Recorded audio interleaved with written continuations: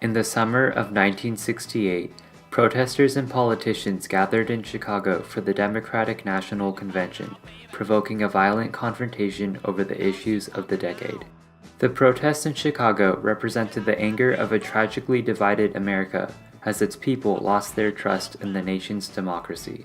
Following the chaos, party leaders passed comprehensive reform to the presidential nomination process, triumphantly transitioning power from party bosses to the common voter. As modern political polarization intensifies, however, these reforms have struggled to fulfill their original purpose. The triumph and tragedy of the '68 convention serves as an enduring testament to the consequences of democracy.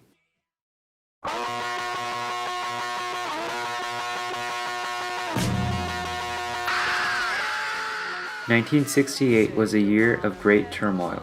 Grassroots movements flourished, while a colorful counterculture gained traction under the spotlight of television, nurturing a nationwide atmosphere of revolution.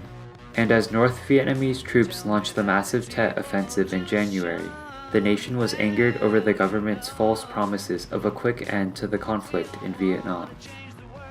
These were the issues that the election of 1968 sought to address. Whilst the Republicans reunited under Richard Nixon, an unexpected withdrawal from the race by President Johnson left the Democratic nomination wide open.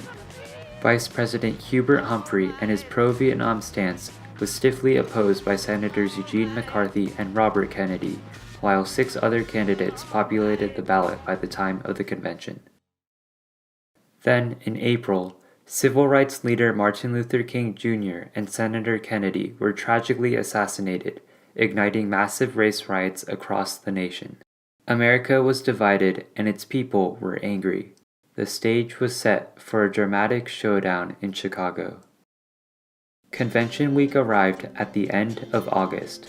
As the candidates disembarked from their planes, a coalition of Yippies, anti-war supporters, and over 100 other activist groups began gathering in Grant and Lincoln parks. Though diverse and frequently radical in perspective, they were united under their resolute objectives, which included an immediate end to the war in Vietnam, the opening of the political system to a broader audience, and to create a confrontation over these issues for the world to witness. Against the protesters, Chicago Mayor Richard Daley had prepared a police force over 12,000 strong and called in the National Guard.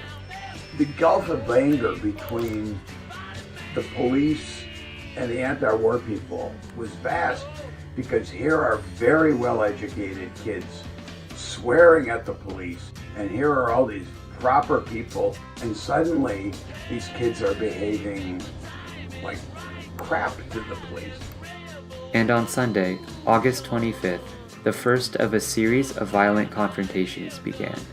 Around 11 p.m., a line of policemen surrounded protesters with orders to clear Lincoln Park.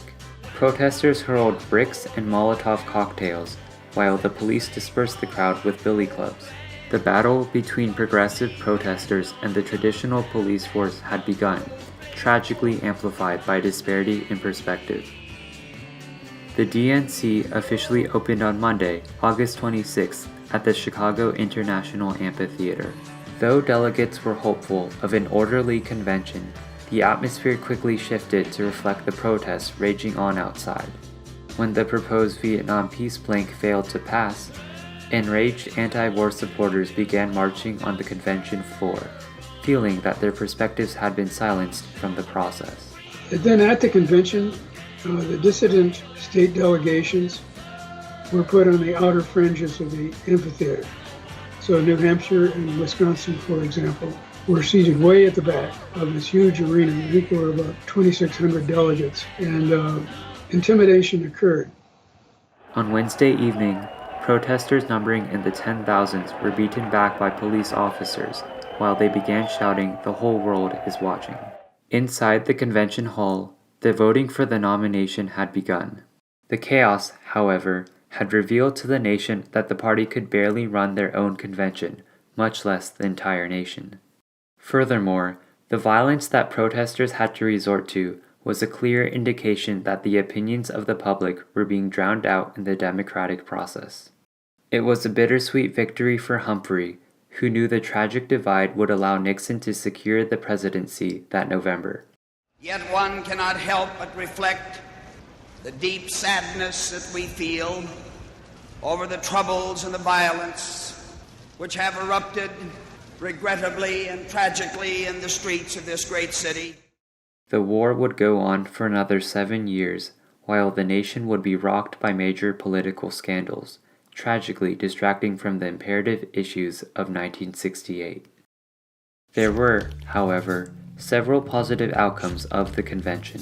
The infamous Chicago 7 trial became a platform for protest leaders to voice their grievances, and as their voices were broadcast to the nation, the general public began to pay attention to these new perspectives. So this is kind of like the first time in American history that you have this kind of critical coverage of the police, and it did definitely contribute to the continuing both growth of the anti-war movement and the kind of mainstreaming of debate about the Vietnam War. Several studies into the causes of the violence were also conducted, including the federal Walker Report, which found that the police leadership did little to prevent such conduct, while the city of Chicago concluded that the protests were a violent and revolutionary attack upon our institutions. Regardless, the violence created a need for reform so that the mistakes of the convention would never be repeated. In 1969, pressure from party activists resulted in the McGovern-Fraser Commission, which mandated that convention delegates were to be selected in forms open to all party members, not just the party bosses, and the distribution of delegates would be proportional to reflect the results of the primaries. Through institutional reform, the 1968 DNC triumphantly increased popular participation in the nomination process by expanding the role of voters in the selection of delegates and nominees alike. Additionally, the reforms ushered in a new primary-driven nomination system that gave voters from all across the nation a voice, more effectively representing America's abundant and diverse perspectives. But as the nomination process shifts to reflect the views of the common voter, a new set of obstacles threaten to undermine the reform's original purpose. The emergence of primaries has given rise to a concept known as front-loading, in which states schedule their primaries as early in the election season as possible, since early primaries are extremely important in gaining momentum for the candidates. Consequently, the votes in states with later primaries essentially count less, since they have a lesser influence on the final outcome of the race. The need to campaign across the nation has also contributed to the ever-increasing cost of political campaigns. As costs rise, so too does the importance of donors, who have gained considerable influence over candidates in a fashion similar to the party bosses of the previous era. What has resulted is a fundamentally imbalanced system that still fails to fairly represent the collective views of the nation, despite its triumphs and increased participation. Additional reform measures have been proposed, such as the Delaware Plan, which aims to eliminate front-loading by establishing a planned schedule of primaries. However, once again, stiff opposition from party leaders has ensured that none of these crucial measures have come to fruition. The 1968 Democratic National Convention left a lasting legacy on the nation's political system. Never before had a party convention, a cornerstone of the presidential election process, generated such tragic disorder and mistrust in our democracy. Yet the violence generated radical reform, which has triumphantly allowed for the inclusion of a broader range of perspectives in the nomination process, limiting the power of party bosses. As the long-term effects of these reforms are realized, however, further amendments to the rules are of paramount importance.